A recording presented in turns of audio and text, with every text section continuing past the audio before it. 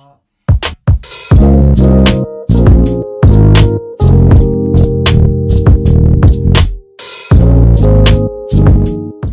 afternoon and welcome to the Barra Experiment. Today we have Mr. Marcus Rosier, author and speaker and philanthropist, and he's going to tell us all about himself today, everything that he's promoting, and we're just excited that you're here. Welcome. I'm happy to be here. Thank you so much for this opportunity. Having a chance to sit down and speak with you, I'm excited about it. Good. I'm excited as well.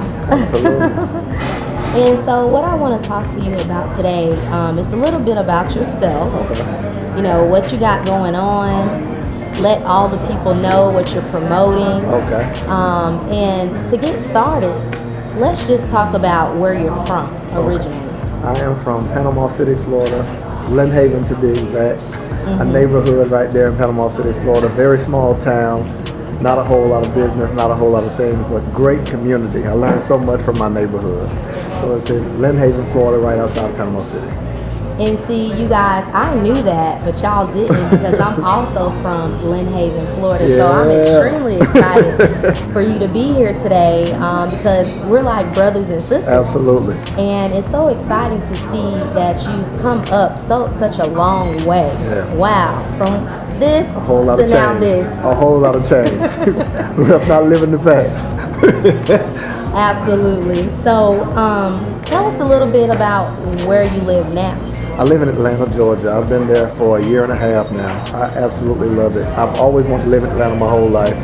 So I would say this year is my year.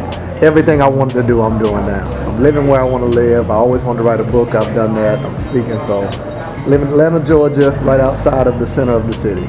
Okay. Now, tell me, Marcus, a little bit about Atlanta, Georgia. Like, I had the opportunity to live in Atlanta, Georgia myself. And a lot of people are migrating to that area and they're finding success in Atlanta, Georgia. So what is the secret about Atlanta? Why go to Atlanta? Man, I don't think it's the city. I think it's the people. And it's something about when you get into a new environment and everybody's going after things, everybody's going after their dreams. It's something in you that makes you realize I need to do something too. Now Atlanta I love the city, but it's not all good. You know, you have some people who pretend you can have a teacher who's been a teacher 20 years, but will tell you she's a model. No, you're a teacher. Oh, that's so funny. everybody feels like they have to be a reality star, etc. So if you don't know who you are, you can lose yourself. Oh. So good thing is I'm grounded in who I am. Wonderful. And so you're an author, you're a speaker. Yeah. What inspired you to become an author and speaker? Like, tell us some of the things you dreamed of as a child. As a child, the things I dreamed of, I was always creative. You know, mentally, I would think about a whole lot of things. But you know, growing up in certain neighborhoods, it's not cool to be a writer. So I played basketball. I was into sports. Yes, I remember actually. So I wasn't much of a writer, but I thought a lot. So what made me write, what inspired me, honestly, was frustration. I was frustrated. I would hear a lot of people talk about things they wanted, but they wasn't making it happen. I was also talking about things I wanted that wasn't making it happen. So I sat still and decided what would it take to get me from point A to point B, and that's what made me start writing about Win the Day. It's a concept that I adopted. Every day I invest 2 hours and 40 minutes into my talent. Whatever your talent may be, that you every day say, you take that competitive nature that you're not competing with nobody but yourself, and you say, I'm going to invest 10% of the day, 2 hours and 40 minutes, into what I do best. Wow. So you heard it, folks. That's the secret. Make sure you remember that. Now, tell me a little bit, like, I know that you came up from a spiritual background. Yeah, absolutely. Your parents are entrepreneurs. Yeah. They're pastors. They help the community. Yeah. How did this play a role into who you are as a person today? My mother played a phenomenal role. My mother and father. My mother more so because she was so hands-on. She was so active. My mother started a school just so she could have her hands on our education. Graduated from FAMU with a degree in education. Yeah, graduated from FAMU, and she felt like that most schools wasn't given a wide enough. It wasn't diverse enough in its education. So she decided as part of our education we would have to go overseas, we would have to learn the arts, we would have to learn sign language. Instead of just one language, she wanted us to learn French, Spanish, everything. So I enjoyed her, how she was hands-on, and then by 11, every one of us had to find a job by 11 if you were a boy. And what did you do? What was We your had to first pick job? one of their businesses, and I figured if I didn't pick one, I would get off the hook. So I got stuck with being the janitor. Oh my goodness, cleaning up. But my entrepreneurial spirit kicked in. So what I did was found some of my friends who didn't get free lunch at school, and I paid them the Nutty Buddy bars to clean up. Oh, and I really? inspected the work. She found out and fired me. Oh my God. So, but it was then that we laugh about it now. She said, I've always thought in alignment with entrepreneurial. I had a candy store at 12. I sold do-rags and mixed CDs. So I've always thought about how do I tap into a market and create resources. I never thought working for someone was my lot. It's good for some people, but it just wasn't for me. So Right. I think I get that from my mother. She's very creative. That's amazing. Yeah. That's a really amazing story, Marcus. And I believe that because growing up, you guys always had the best clothing, Oh, Lord. Nice cars, and you all were even role models at that age, Wow. believe it or not. Wow. A lot of people wish that they could have parents that were so strong and stayed together Wow. the entire time and wanted so much. So you've always been an inspiration to the community. Wow. Yeah. Terrorized the neighborhood. Yes. And I just want to know a little bit about some of the events that you have spoke at. Okay. And we're going to talk about his book today. Don't forget, Win the Day, and another book that he's going to release in 2016. So make sure you all stay tuned. But before we start talking about that, let's go ahead and talk about some of the events that you've spoken at before. Okay. And some of the miraculous things that you've seen as you were touching people's lives. Okay. Oh man, you make me date back. I spoke at a lot of events. I spoke at schools. I spoke at churches. Whether it be corporate, some of the places I go is corporate, civic, schools, etc.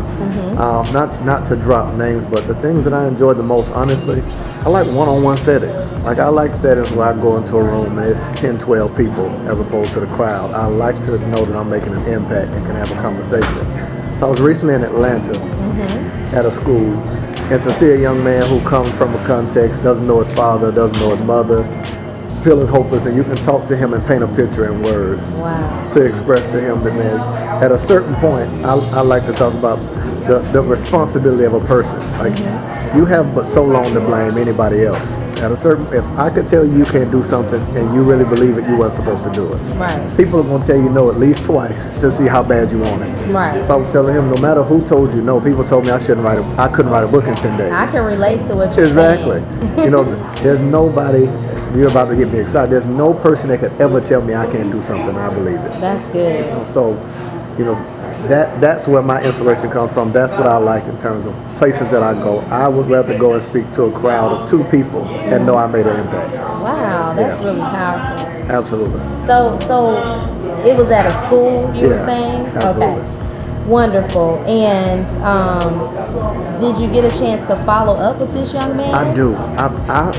I'm one of those people who want to give everybody my phone number, want to give everybody my email address. I've had the same. Gonna have some stalkers soon. I got to do better. I've had the same phone number for 15 years, and now people are telling me to get another phone, but I'm going to keep that number because I know I have friends who've been incarcerated, and my number's been the same so long that when they get locked up, they can still call me. Wow. I've got pastor friends. I've got friends all over. So I love the fact that they can remember my number, and if they ever need me, I'm there. Right. So I won't ever change that phone number. Okay, and then you can still have the other multiple lines, right? I don't even want to think about it. It makes you sound like you're something that you're not.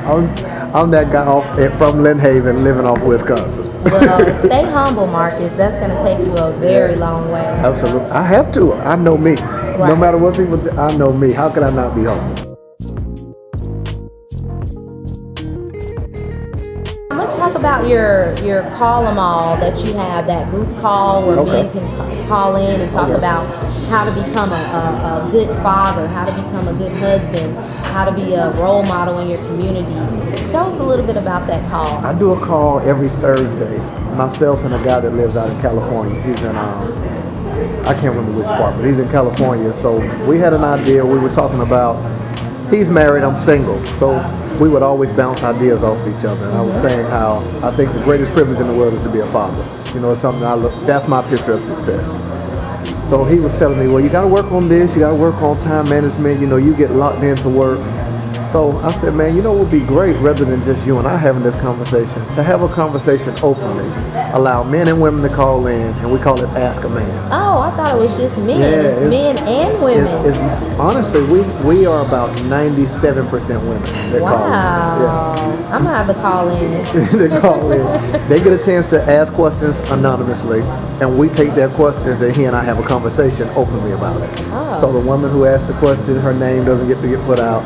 Everything from why do men cheat to why doesn't he communicate, we deal with. He talks from a married man perspective. I speak from a single man perspective. Wow, that's who powerful. has done his cheating, who's done his running around, and I'm honest about it. You know, I never run from my past. Right. No, you know, I like to get out in front of it. You gotta be transparent. Absolutely. My past will never tap me on the shoulder. It's always out in front of me. Okay. You know, so it's a great call. We've been doing it for about a month and a half, and now people are reaching out to us, and we host an event in Atlanta. We're doing one in California and DC. So in less than 5 weeks, we've got 3 different cities booked to do Ask a Man Live. Wow. Well, we wish you much success. We ask that, you know, that your God's angels are camped around you as you travel from here Pray to there. Pray for me. Yeah.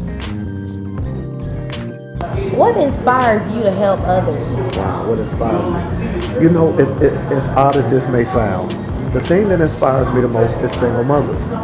And it's weird because my mother's not a single mother. Her and my father have been together for 42 years. Mm-hmm. But the idea of a woman accepting a title that she's not ready for, there's no experience that backs it.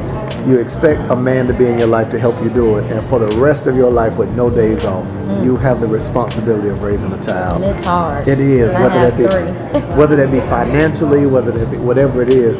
So single moms inspire me, and I think about, it's not a contest, but how does she get up every day, go to work, make sure her kids eat, make sure they have their schoolwork done. And I'm a single man with no kids. How could I not be inspired to help and to do more as an individual? Right. So I want to make sure that I'm in position that the woman that I marry never has to have that title of single mother. It's a big enough responsibility to be a mom, period. Wow. You know, so that inspires me as well as... She's going to be a lucky lady, my ass. I would hope so. I would hope so. You know, that inspires me, and what also inspires me, I live under the idea of what if life had no language? Mm-hmm. You know, what would my life say if you couldn't ask me, so what do you do? If you had to watch my life and be able to translate based on how I live, who I was. So that's who I am. That's how I live. Like, how many people can I help without me saying I did this? And my life speak for itself. So that inspires me. Wow. That's truly amazing.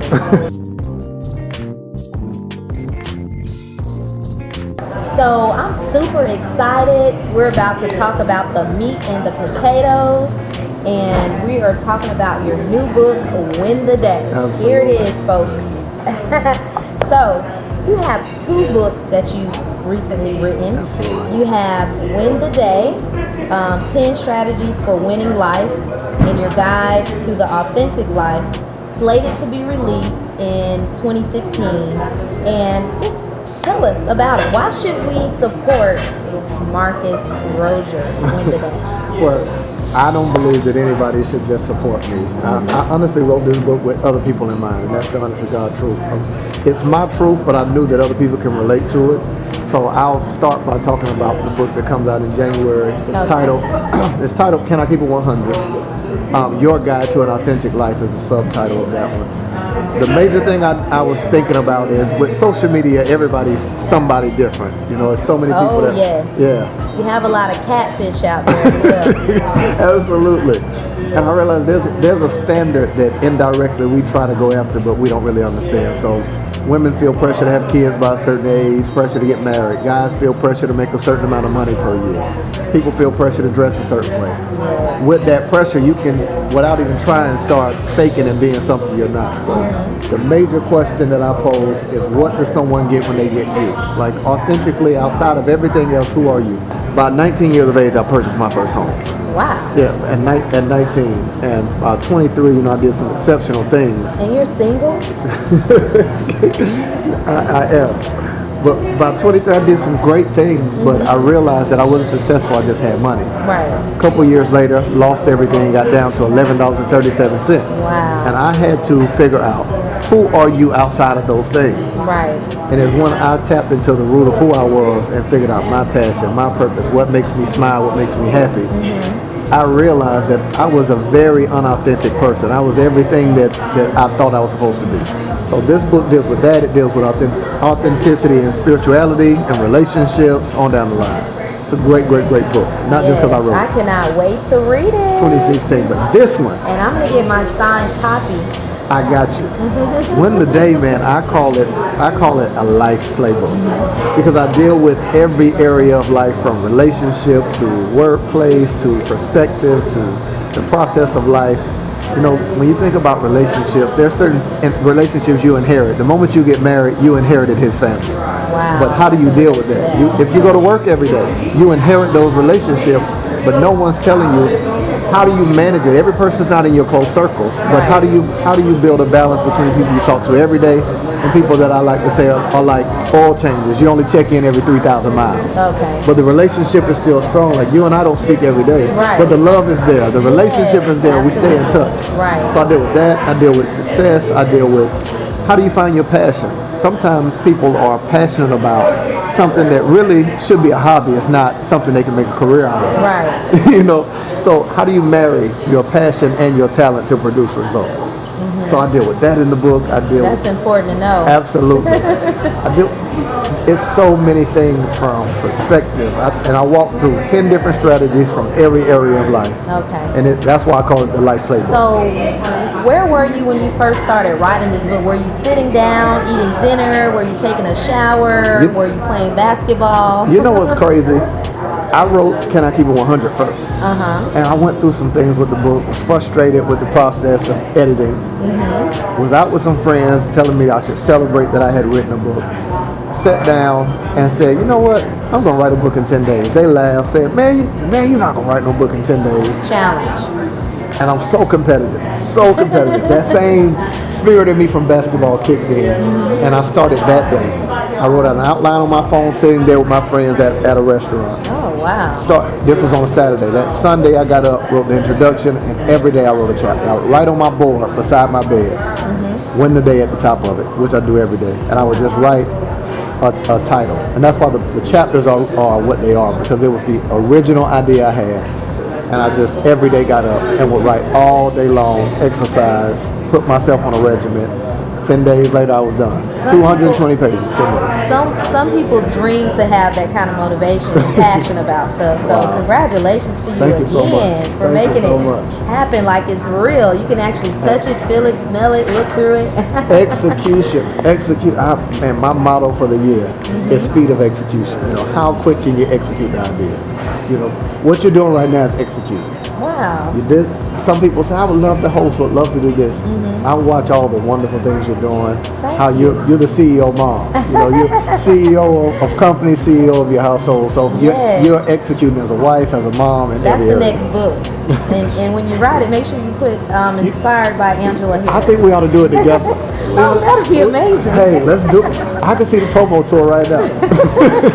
Are you ready for that? I am. You ready for whatever comes, huh? I am. Whatever God gives us, right? And we got to execute. We owe it to ourselves. We owe it to God. We owe it to our neighborhood. Right, right. How many people in our neighborhood have the opportunity to live out something, to live outside of that? You know, we got a way. We can do some amazing things. We're inspiring somebody that we don't That's know. it. I'm inspired. I'm going right now. I'm joking.